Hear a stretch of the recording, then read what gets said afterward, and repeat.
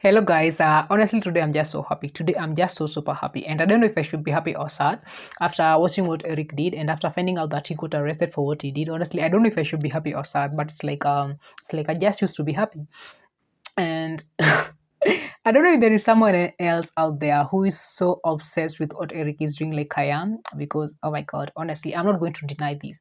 Like I just love what Eric is doing. And sometimes I just sit down and wonder, what if you have like only 20 guys in Kenya who are just so staunch like Eric is, who don't fear if they get arrested, who don't fear, like they don't fear the repercussions of what they are doing, as long as they're doing something positive for the Kenyans, like they don't care the repercussions. And that's Eric for us.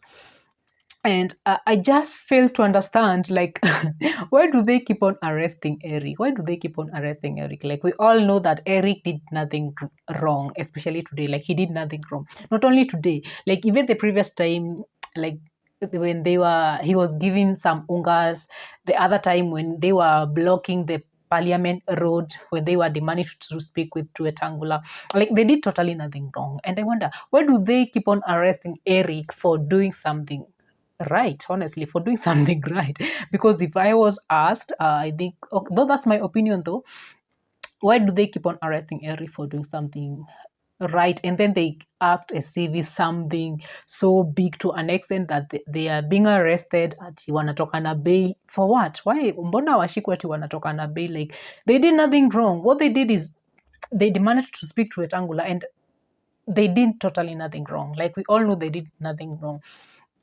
And I just wonder, I think the same thing it's happening to Eric. I think it's what is driving people to, even when they are going to protest, they just protest in a weird manner. Because kama Eric ana protest in a very peaceful way. Honestly, he protests.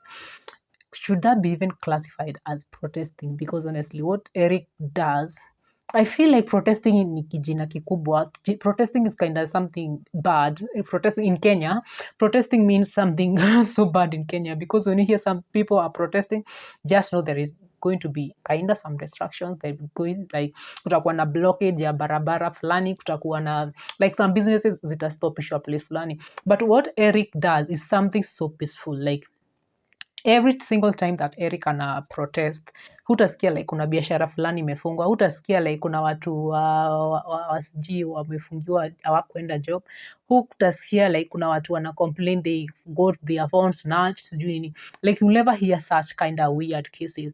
And I just wonder, why do they keep on arresting Eric for doing right with Kenyans? Like, why do they keep on arresting? That's my opinion though. Everyone has the freedom of expressing their opinions in Kenya.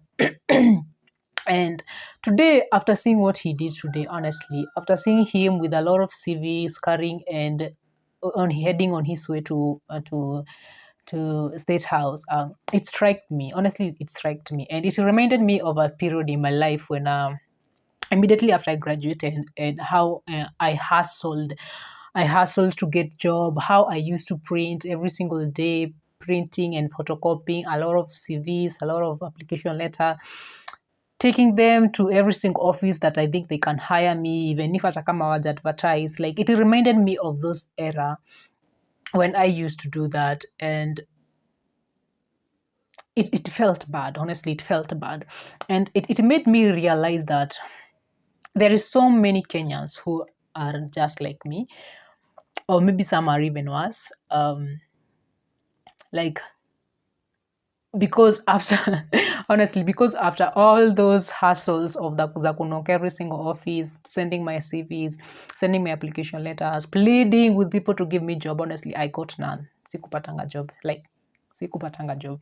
And I just realized that like there's so many Kenyans who are in that state right now, and who have been in that state for the longest period. And it's sad, honestly, it's very sad, it's sad. And it makes even people to lose the morale of education, and having the degrees, having the masters, having the, it makes people to lose the morale. Because recently I was speaking with one of my friend, and I was telling him that um I don't know if I will ever pressure my baby to be a bookwormer like my dad used to do. Sorry, dad, wherever you are. He used to. I remember he used to push us to so much. Like as long as wewe ulikuwa mtoto wa babangu, lazima ungepita mtihani. Like lazima ungekuja number 1, 2, 3, and that was that. And good for him that we are all bright. And I don't know if the same thing will ever happen to my baby, honestly. I don't know if I will ever even take my cane, telling my kid to read hard, like why did you fail this? Like why did teacher taught you this? And why am I paying a lot of school fees and then we are failing? Like I don't know if something that will ever happen to my kids after the same thing happening to me. And then after attaining my good grades, after graduating, I just only to come out here and struggle to get a job. I don't know if something will, I don't know if it will ever happen to our kids, honestly. And it's sad. It's sad for Kenya to have reached at that point whereby education inakuwa ni something, it's not something that it's not something so valuable. Actually, saizi zile time yenye ulikuwa unaenda unasema ati yo, you know, I have this masters in this and this, I have this degree and this, I have doctorate in this and this. Like this is not the time that si hizo enzi, because unaweza kuwa na hizo zote manzi and wewe ni msee wa kibandaski. And that's the case, and it's very sad. And when I saw what Eric was doing, it reminded me, and it gave me the reality in Kenya of what is happening. But at the same time, I just sit down and wonder, like, can government do anything else? Can they do anything to solve that, honestly? Because each and every time that we elect our leaders, the first thing in their manifestos is that we are going to create employment for young people. We are going to create many employment, which is something that they never do. They never like, but at the same time, it's something that they can't afford to do. Like honestly, we can't all fit. Hata wakiamua leo, like they're going to create employment, like we can't all fit in jobs that they're being created. Recently, I saw them that one, not recently, I don't know what year, the PSC thing, I don't know when it started, where they are wanachukua like a 3K people in the whole country and our employee for internship of 1 whole year. But at the same time, it's not as a long-term solution, because after 1 year, like you are unatupwa nje, and then you just go to the outside world where you just start again training.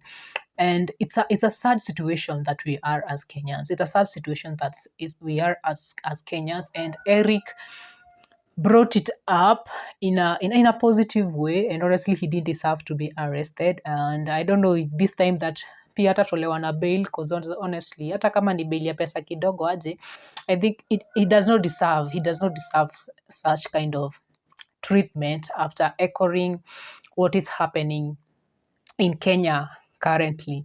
And the other time alishikwa sababu ya sijui ya alikuwa anapeana unga, and the previous time alikuwa ana fight because of high cost of living, which is something that's affecting all Kenyans. And I just wonder what do this government want Kenyans to do? Like if Eric honestly protest, should that even be classified as protesting, honestly? Because what Eric does is something so peaceful.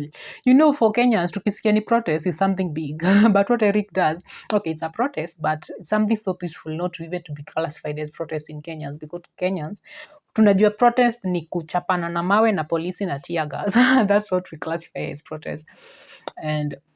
But what Eric is doing something different. And honestly, he does not deserve to be treated the way he's being treated, because he's trying to show Kenyans. It's trying to show our government that something needs to be done, like something ought to be done for a better Kenya, because many Kenyans are suffering. Let's be honest. Juzi alikuwa anapeana, Eric alikuwa anapeana unga, and though he does it in a kind of funny way, and then we just see like, hey, some people even are arguing that Eric is trying to buy his way to politics, but who cares? If he is going in that direction and he's buying his ticket to politics in a way that is profiting the Kenyans, the common mwananchi, well and good.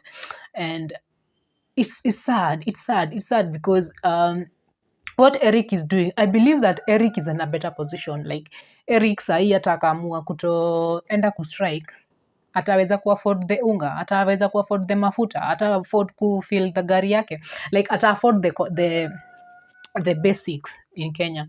But what he's doing for a voiceless Kenyans who are not heard, because as for him anaweza sikika, like leo mi nikiamua ati naenda kutoka huko hivyo nje nipige nduru, sijui nipeleke nabeba na masivi nikienda stay too, like no one will understand, like no one will even act as if I did something weird. Actually watasema kama mshenzi fulani, but when Eric does that, it anajua like he's in a position to be heard, and it's so sad that a person who we think that is in a position to be heard, every single time he tries to do something positive for Kenyans, he lands himself in problem. And I think that's that for today.